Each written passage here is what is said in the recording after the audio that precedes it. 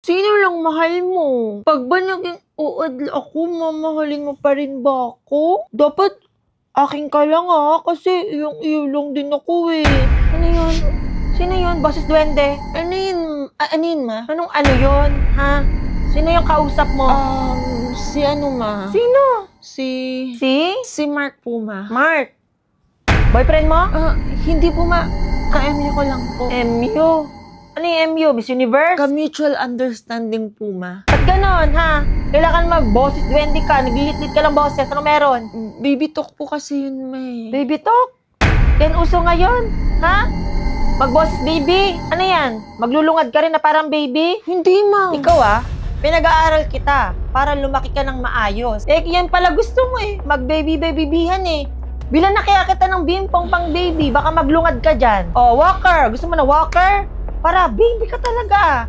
Doon ka mag-baby talk habang nasa walker. Cheska, grade 5 ka pa lang, puro boyfriend na sa isip mo. Nung panahon namin, ganyang edad ko, pinoproblema ko lang, paano kami makakalagpas sa level 3 ng 1020? Grade 5 boyfriend? Bilang kita pacifier, tapos mag-baby talk ka, ibibaby kita, wag dyan sa boyfriend mo. Tigilan mo yan Papatayan ka ng wifi, baba mo na yung tawag na yan. Talaga ginigigil mo mag-face the wall ka. Isa, face the wall. Kung mahal mo kung mag-face the wall ka, may kasalanan ka sa akin. Isa, dalawa, tatlo. Yan, mag-face the wall ka talaga dyan. Wait, i-screen record ko to, mama. Ano yan? Sino yung pinag-face the wall mo? Ano yun, ma? Anong ano? Sino yung kausap mo? Boyfriend ko po, ma. Boyfriend. Tapos pinag-face the wall mo. Bakit? Sino ka ba? Magulang ka ba niyan? Ha? Ikaw ba nagpapalamon sa kanya? Hindi po, ma. Hindi naman pala Tsaka teka, sino nagsabi sa'yo pumayag ako mag-boyfriend ka, ha? Alam ba yun ng papa mo? Jessica, grade 5 ka pa lang. Mag-plus minus ka ng fraction, hindi ka pa marunong Magbo-boyfriend ka na agad. Ano yan, classmate mo? Ate mo nga. Grabe, college na siya. Nag-boyfriend. College na. Hiyang-hiya pa yan ipakilala sa amin yung boyfriend niya kasi nahihiya siyang malaman namin na nag-boyfriend na siya. Ikaw, grade 5, boyfriend agad. Aba, tapos pinag-face the wall mo pa. Bakit? Ikaw nagpapalamon dyan sa batang yan? Huwag mo kong sinusubukan. Ikaw yung ipag-face the wall ko dyan. Ha? Yung rice cooker sa baba, nag-aantay na sa'yo, nagtututong na. Hugasan mo na para makapagsaing na ako, iha. Bilisan mo, tumayo ka na dyan. Huwag mo antay, ikaw mag-face the wall dyan, buong pagdamag. Pangit talaga ng classroom natin. Tsaka ang pangi pa ng CR. Buti na lang next school year lilipat na ako. Hindi ko na rin may experience yung ganito kabaho at kapangit na classroom. May result na exam natin. Bagsak ka. Okay lang. Wala naman talaga ako natututunan sa school na to. Kaya nga sabi ko sa'yo, di ba, lilipat na ako next school year. So, lilipat ka talaga ng school? Yes, and super excited na ako. Grabe. Ang pangit talaga ng uniform natin. Tignan mo, sobrang plain. Buti na talaga next school year lilipat na ako. Hindi ko na masasuot yung Jologs na uniform na to. Kayo na lang. Uy, be.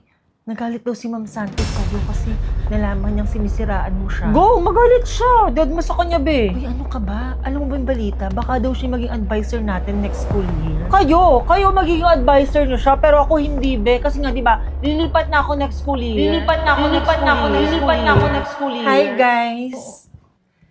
Hoy, akala ko ba lilipat ka ng school? Akala ko din Si Ma'am Santos advisor natin ngayon. Bakit siya?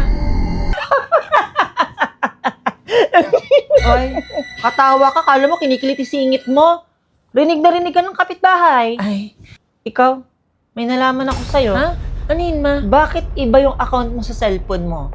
Bakit hindi tayo friends doon? Anong account, ma? Huwag mo kung maano-ano. Bakit yung pangalan mo doon?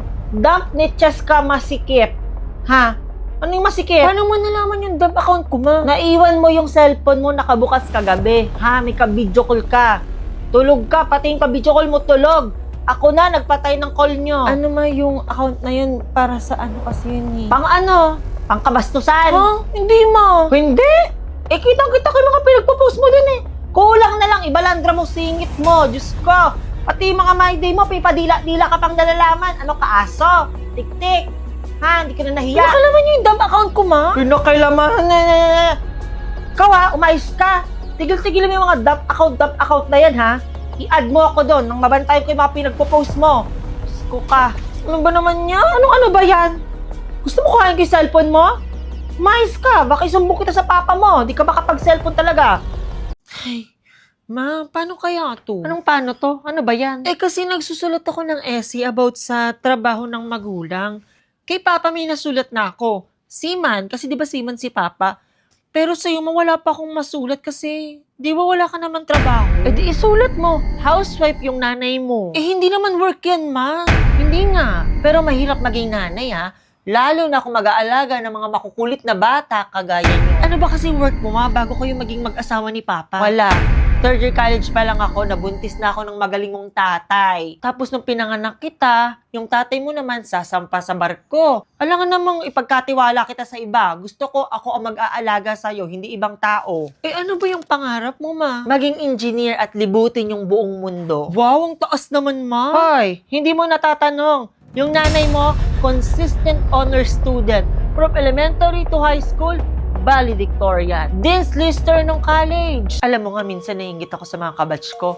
Kasi sila, mga engineer na, nakakapagtrabaho na sa ibang bansa. Tapos yung best friend ko ng college, aba, nakapagpatayo na ng tulay sa Europe. Pangarap namin yun parehas eh. Alam mo, naiingit nga ako sa kanya eh. Pero happy ako para sa kanya at proud na proud. Samantalang ako, andito lang. Pero happy pa rin naman ako kasi nga, napalaki ko kayo ng maayos. Ma, sayang naman yung dream mo. Eh wala, ganun talaga ang buhay. Kailangan may mag-sacrifice para sa kapakanan ng lahat. Sa amin dalawa ng tatay mo, ako yun. Siya, sasampa na lang sa barko. Ako, kailangan ko mag-aral ng 1 year, tapos magbo-board exam pa. Eh bakit hindi mo tinuloy nung pinanganak mo ko? Ba, syempre, gusto ko nakatutok ako sa paglaki mo. Tsaka, nagkataon naman, nabuntis uli ako ng tatay mo sa kapatid mo. Kaya, no choice talaga. Ang lungkot naman, ma. Anong malungkot? Ano ka ba? Okay na okay ako. Kasi napalaki ko kayo ng maayos, nababantayan ko kayo, natututukan ko kayo. Tsaka hindi pa naman huli ang lahat sa panahon ngayon. Pwede pa akong mag-aral, malay mo. Yes, ma. Mag-aral ka kaya ulit para sabay tayong papasok sa school. Siya, tapusin mo na yung essay mo. I love you po. Mahal na mahal po kita. Ikaw lang yung mahal ko. I love you so much. Sayong-sayo lang po ako. Love, baba mo na yung call. Sige na, ikaw na magbaba. I love you. I love you. Plus 1,000 and infinity. Sayong-sayo lang ako. Please, baba mo na po yung call. Baba mo na po. Ako na magbababa ng call. Ay, makay na ka pa dyan? Oo, rinig na rinig yung kaartihan niya. Ay, ang galang mo naman pala sa boyfriend mo. Buti sa boyfriend mo, nagpopo at opo ka. Sa amin ng papa mo, hindi mo magamit ang po at opo. Sa boyfriend mo, magalang ka. Sa amin, hindi.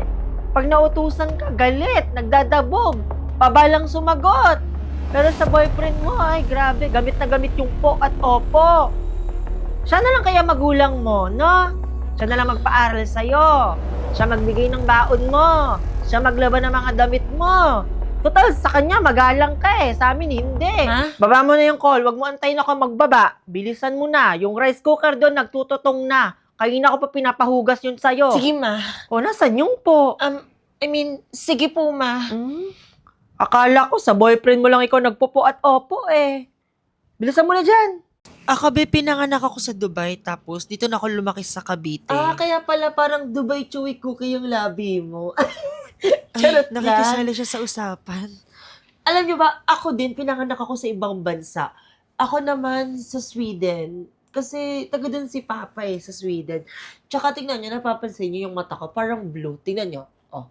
Ha? Diba? Ala, Ang blue ng parang mata hindi ko. naman, Parang, be. hindi naman blue, medyo blue, diba? Itim na itim yung mata mo. Tsaka alam ko kabitenyo papa mo tsaka mama mo, di ba? Hindi, basta sa Sweden talaga ako pinanganak. Te, baka pangalan lang ng street nyo, Sweden. Hindi talaga sa Sweden ka pinanganak. Ako, te, sabi ni mama, 2 years old pa lang ako, marunong na daw ako mag-ABC. Uy, bang, galing mo naman, be. Ako naman, sabi ng mama ko. Ayun, nakisali na naman siya. Kabisado ko na daw yung periodic table of elements nung 2 years old ako. We, 2 years old, kabisado mo na agad yung periodic table of Oo, elements? sabi nga ni mama, ang galing to nga daw eh. Sige nga, kung kabisado mo. Sige, ano yung AR sa periodic table? AR? Oh. Ano? Ariana? Ariana? Alam ko Ariana yun. Ano Ariana to? ata. Ariana, ano pinagsasabi mo, be? Ano Ariana Grande? Ano yun? Eme mo naman kami. Siyempre, 2 years old pa lang ako nun eh. Nakalimutan ko na, tagal na kasi. Pero sabi ni mama, alam ko daw talaga yung periodic table. Ma? O ano na naman? May babayaran po kami sa school. Ano na naman yung babayaran? Ambagan po sa school project. Magkano ba? Mga 1K po, ma. 1K? Anong klaseng project mo yung babayaran nyo? Ang mahal naman. Para sa ano kasi yun, May? Sa ano? Para sa ano, ma? Ano nga ba yung... Ay, kung ano man yan, sige na. Ako na magbabayad. Thank you po, ma. Ako mismo magbabayad. Pupunta ako sa school mo. Ay, ma, ako na po. Sas ka naman. Kung mangungupit ka, galingan mo naman. Halatang halata ka eh. Kunyari, may school project kaya manghihingi sa magulang. Pero wala naman talagang school project na babayaran. Nagawa ko na yan dati. Gusto mo malupitan? Hihingi ng pang tuition sa school, 25K. Pero yung babayaran lang talaga per sem, 15K. 10K yung patong, paldo. Lahat ng mga kalokohan na yan sa school, nagawa ko na yung dati nung kabataan ko. Kaya wag ako. Papunta ka pa lang, nagpabalik-balik na ako. Mali yung ginawa ko dati, kaya ayaw kong gawin mo rin yon. Ha? Unang gawin yan, ha? Mali yan. Sorry po, ma. Hindi na po mauulit. Pero ma, yung pinapatungan mo ng 10K yung tuition mo dati nung nag-aaral ka, grabe, nahiya si Satanas sa'yo, ma. Tsaka, hindi ka ba multuhin nila lolo at lola? Kasi, 10K talaga ipapatong mo sa tuition mo. Paldo. Oo. Oo nga eh. Ma, pa, pasensya. Hindi na mauulit. Nandiyan na kayo eh.